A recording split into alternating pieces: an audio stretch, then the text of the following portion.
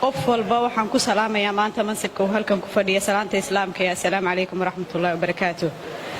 salaan kadib aad baan ugu faraxsanahay maanta inaan idinkala soo qayb galo bandhigan ee marti gelinayso magaalada Boosaaso.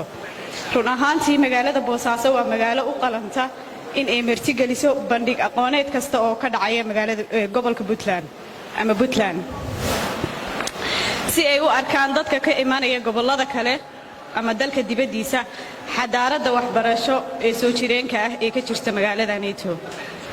magaaladanayto waa magaaladii ugu horeysay ee Puntland burburkii kadib laga aasaaso xarumo waxbarasho. waxaa ku yaala mid ka mid ah iskooladii xilligii dawliga wax laga baran jiray oo 70meeyadii ilaa iyo haddeer isku si wax looga barto. waa magaaladii ugu horeysay oo xarumo waxbarasho heerka labaad laga aasaaso ama macaahid ama jaamacado. sidaas darteed magaaladan waxay mudan tahay in lagu qabto bandhig aqooneed kasta ee maaha kaliya ka gobolka Bari. magaaladan reer Puntland waxay u yaqaanaan magaalo madaxda ganacsiga Puntland, laakiin haddii la oran lahaa magac kale ugu dar waxaan dhihi lahaa magaalo madaxda waxbarashada Puntland ama magaalo madaxda aqoonta Puntland.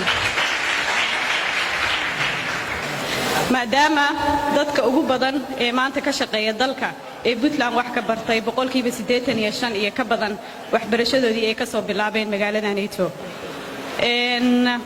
run ahaantii mar labaad iyo mar saddexaad aad bay farxad iigu tahay inaan idinkala soo qayb galo.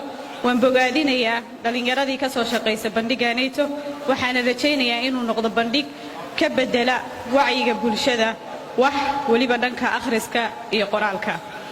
aad iyo aad baa u mahadsantihiin. anoo ku hadlaya magaca afka jaamacadda culuumta caafimaadka waxaa idiin sheegayaa hoolkan inuu diyaar u yahay inuu martigeliyo bandhig aqooneed kasta.